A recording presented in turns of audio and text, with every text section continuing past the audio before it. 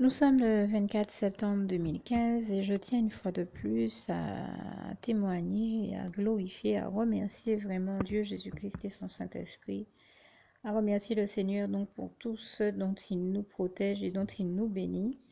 J'ai eu à de nombreuses reprises à vous témoigner de sa gloire et au moins à deux reprises déjà à vous témoigner de comment l'ennemi cherchait à me faire agresser et à envoyer des voleurs chez moi.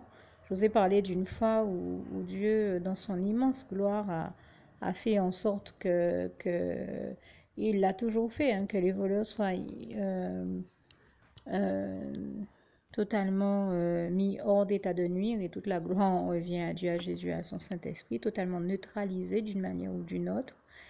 Euh, et je lui en rends grâce et gloire ici, au point que l'un d'entre eux s'est retrouvé contraint à déposer sa chemise et sa cagoule, je dirais même à la lancer sur la propriété sans jamais avoir pu y pénétrer. Je dis vraiment toute la gloire. On revient à Dieu, à Jésus, à son Saint-Esprit, qui rend toujours toutes les œuvres destructrices de l'ennemi. Nul nom n'a venu et sans effet, tout comme le Seigneur nous avertit en Ésaïe 54, verset 17, que toute arme forgée contre nous, contre toi, sera sans effet. Au nom puissant de Jésus, c'est ce que je proclame pour vous et sur vos vies, au nom puissant du Seigneur Jésus-Christ. Et la preuve que ça continue à être vrai, c'est que donc l'ennemi s'est encore amusé cette semaine, si je prends le temps de prendre la parole ici. C'est parce que malheureusement, il s'est encore amusé à essayer d'envoyer un ou des voleurs chez moi. Je ne saurais pas dire combien. Tout ce que je sais, c'est que au bon milieu de la nuit, j'ai entendu ma chienne pleurer. Alors je suis allée dans sa direction. Et quand je me suis penchée pour lui faire un câlin, euh, en me penchant, au moment où j'allais lui faire un câlin, j'ai tout simplement pu constater que euh, les phares de la voiture étaient allumés. Quelle ne fut pas ma surprise puisque la voiture avait déjà été éteinte, fermée, bloquée beaucoup plus tôt dans la soirée. Euh, et là, au bon milieu de la nuit, je vois la voiture allumée et je me dis, mais c'est bizarre puisque euh,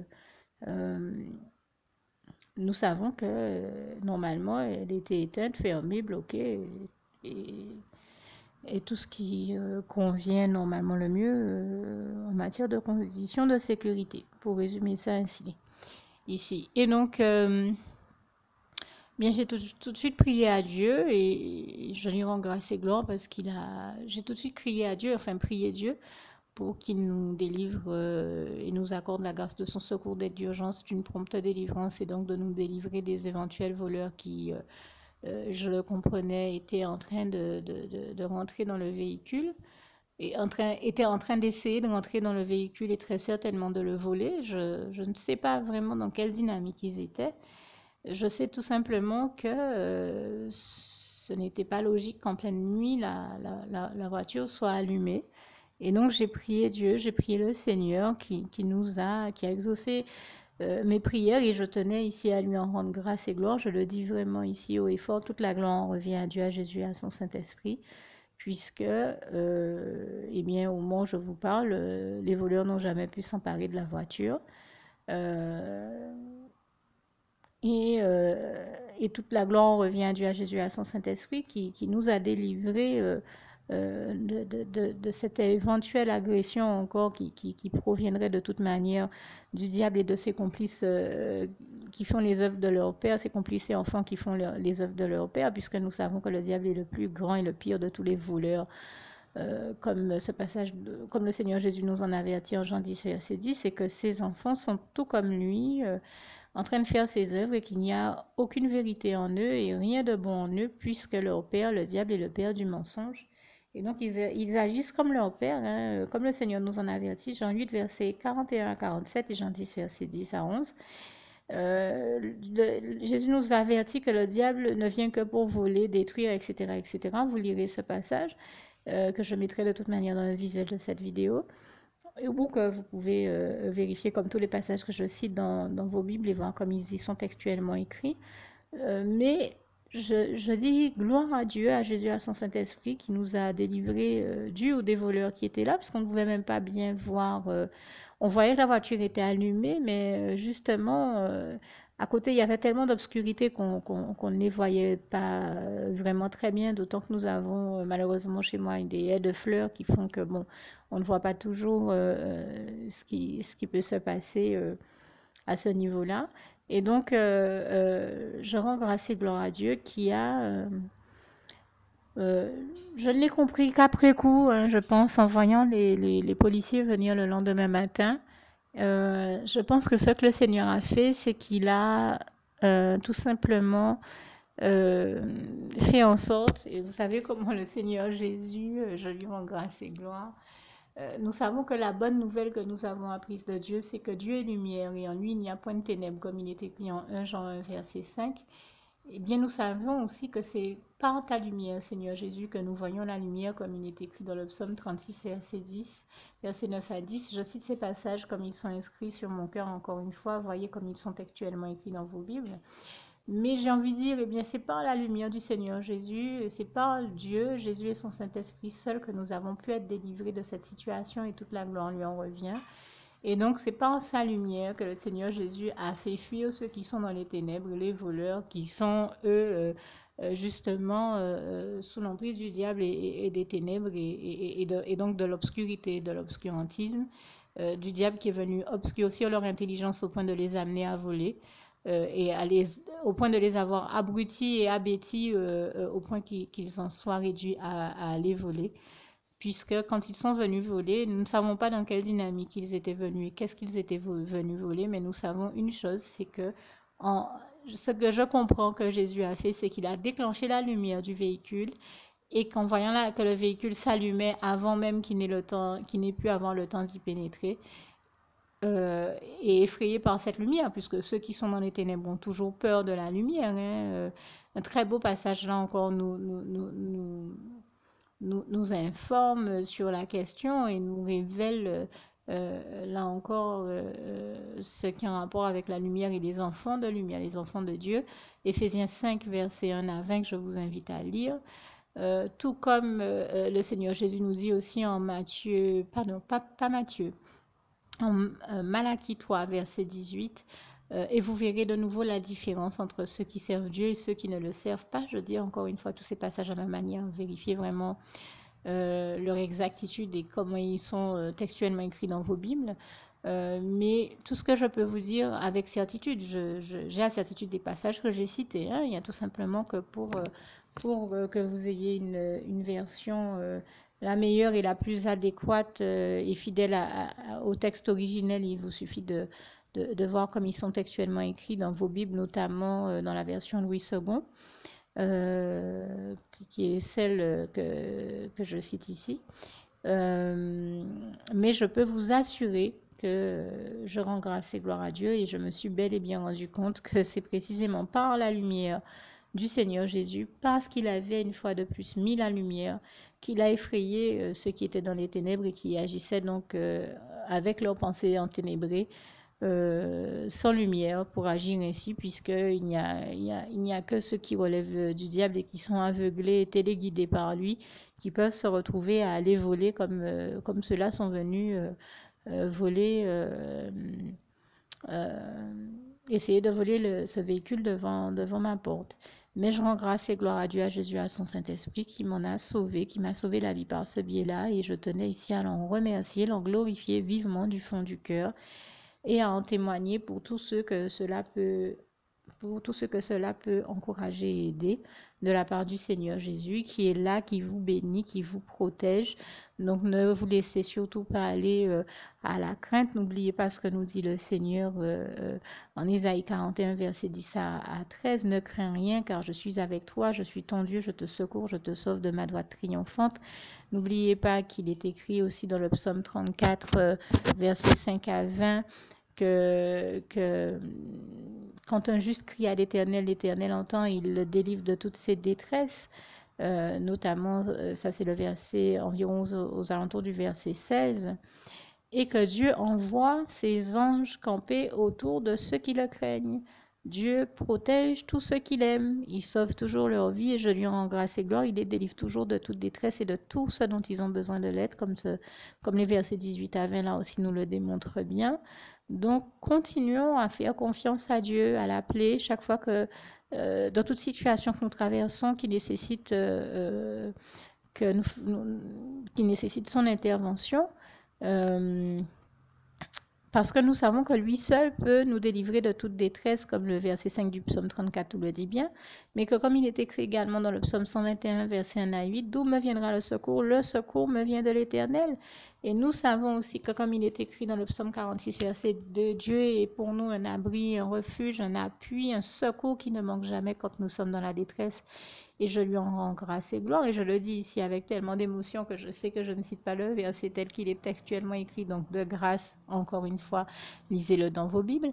Mais en attendant, je rends grâce et gloire à Dieu qui, en effet, nous délivre toujours de tout ce dont nous avons besoin de l'être. Et je pense aussi à cet effet à quelques passages qui sont complémentaires à ceux que je viens de citer. Le psaume 50, verset 15. Il y en a qui aiment un autre passage qui est à peu près similaire, Jérémie 33, verset 3. Moi, j'aime beaucoup Jérémie 31, verset 3, hein, où le Seigneur nous dit, de loin l'Éternel se montre à moi, il me dit, je t'aime d'un amour éternel, voilà pourquoi je te conserve ma bonté. Et nous pouvons même dire mes bontés, puisque nous savons que l'Éternel, notre Dieu, est bon et que sa fidélité et sa bonté durent pour toujours, comme il est écrit dans le psaume 100, verset 5, et surtout que ses bontés, ses compassions ne se sont pas épuisées, qu'elles se renouvellent chaque matin, comme il est écrit en Lamentation 3, verset 23 à 25.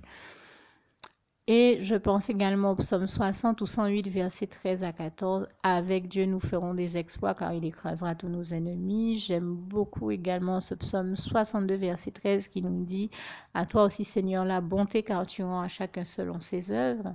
J'ai pensé concernant ceux qui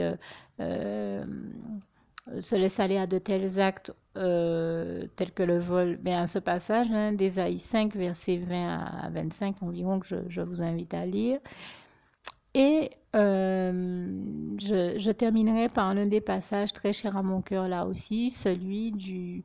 Allez, on va dire par deux passages que j'aime beaucoup et chers à mon cœur. Donc celui du psaume 4, verset 9, où il est écrit je me couche et je m'endors en paix car je sais que toi seul, Éternel mon Dieu, me donnes la sécurité dans ma demeure.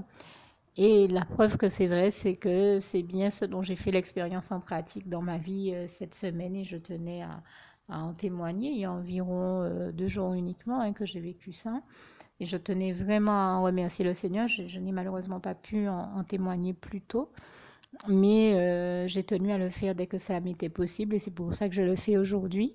Et puis, donc, je termine en vous disant vraiment que si Dieu a permis que j'enregistre ce témoignage, c'est pour aider et encourager tous ceux qui traversent des situations d'insécurité ou se sentent en insécurité, afin qu'il leur soit rappelé que les bras d'amour du Seigneur Jésus, que dès qu'on est avec Jésus-Christ, qu'on l'a déjà accepté comme son sauveur personnel, on est en sécurité dans ses bras d'amour et plus en sécurité qu'on ne le serait nulle part ailleurs, puisqu'un jour dans tes parvis, Seigneur, vaut mieux que 1000 ailleurs, comme il est écrit dans le psaume 84, verset 11, et je rends grâce et gloire à Dieu pour cette réalité. Et donc, afin que vous sachiez que en Jésus-Christ, vous êtes protégés de tout ce dont vous avez besoin de l'être. Et je rends grâce et gloire à Dieu, à Jésus, à son Saint-Esprit, qui nous protège, nous délivre toujours vraiment de tout ce dont nous avons besoin de l'être. Donc, continuez à lui faire une totale confiance. Il est là, il veille sur vous.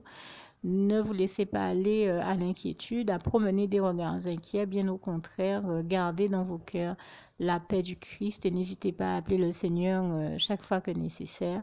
Et je termine donc à propos de la paix du Christ par deux passages très importants en rapport avec la paix du Christ. Au même toit, je pense au passage d'Ésaïe 9, versets 5 à 6, qui nous rappelle que Jésus-Christ est notre prince de paix et donc que la paix de nos cœurs ne peut provenir que de lui, la paix et la sérénité.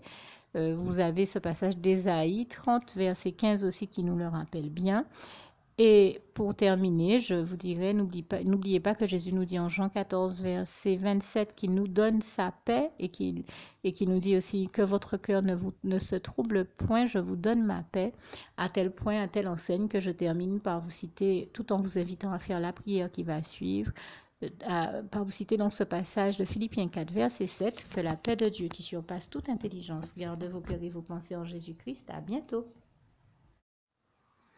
Alors, pour toutes celles et ceux qui ne l'auraient jamais encore fait auparavant, je partage avec vous ici la prière par le biais de laquelle le Seigneur Jésus m'a sauvé la vie et vous invite tout simplement à lui ouvrir vos cœurs, à être sincère avec lui dans ce que l'on va dire ici, puisque si Dieu me met à cœur de partager avec vous cette prière, tout comme il le fait toujours avec chacun de nous, c'est tout simplement parce que Dieu nous a sauvé la vie, m'a sauvé la vie et nous a sauvé la vie à tous, tous ceux qui partageons avec les autres cette prière, et que nous l'avons vu nous faire tellement de bien, nous donner tellement d'amour, nous combler de bonheur dans les bras d'amour de Jésus, et bien que nous souhaitons au maximum de personnes d'aller aussi au paradis et de connaître le bonheur des bras d'amour de Jésus ainsi que d'être sauvés par lui.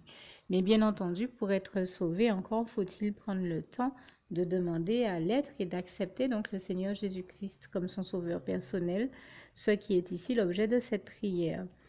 Alors, n'oubliez pas à cet effet qu'il est notamment écrit en Acte 4, verset 12, que Dieu, dans sa grande sagesse, dans sa sagesse infinie, a choisi le Seigneur Jésus-Christ, qu'il l'a mandaté, qu'il l'a délégué pour être le seul sauveur de toute l'humanité et qu'il n'y a aucun autre nom que celui du Seigneur Jésus-Christ qui nous ait été donné, qui ait été donné à toute l'humanité pour être sauvé. Voilà pourquoi nous avons la certitude qu'en acceptant le Seigneur Jésus comme notre sauveur personnel, nous faisons définitivement le bon choix, d'autant qu'il est également écrit en Jean 14, verset 6, Jésus-Christ est le chemin, la vérité et la vie. Nul ne va au Père Dieu sans passer par le Fils Jésus-Christ.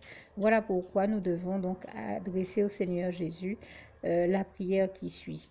Donc Seigneur Jésus-Christ, n'hésitez pas donc à dire cette prière à haute voix en vous mettant bien entendu dans un lieu où vous savez que vous pouvez prier en toute sérénité. Donc Seigneur Jésus-Christ, je t'accepte aujourd'hui comme mon sauveur personnel, moi un tel, vous dites votre nom et votre prénom. Et je te demande aussi, Seigneur, vraiment de continuer à veiller sur moi et sur ma vie. Je remets d'ailleurs toute ma vie entre tes mains, éternel mon Dieu, Jésus d'amour, Saint-Esprit, puisque tu en es le Créateur. Je remets cette vie entre tes mains, je te la donne puisqu'elle t'appartient, puisque tu l'as créée. Et je te demande de me conduire à toutes les victoires et réussites que tu as prévues pour ma vie. Tout comme je te demande aussi pardon, éternel mon Dieu, Jésus d'amour, Saint-Esprit, pour tous les péchés que j'ai commis tout au long de ma vie, dès le début jusqu'à la date d'aujourd'hui incluse. Pardon aussi, Seigneur Jésus, pour toutes les fois où j'ai fait mal à ton cœur. Et surtout, merci, Seigneur Jésus, quand le bon moment sera venu pour ça, de revenir me chercher pour m'amener avec toi dans tes bras d'amour au paradis où je veux demeurer et continuer à te servir et à t'appartenir pour l'éternité en éternité, et c'est au nom puissant du Seigneur Jésus-Christ que j'ai fait cette prière. Soyez bénis, vous tous qui avez fait cette prière, que Dieu vous garde et vous bénisse tous, et surtout, n'oubliez pas de partager cette prière avec le maximum de personnes autour de vous, tous vos contacts, famille, amis et bien-aimés, et que Dieu vous en bénisse. À bientôt.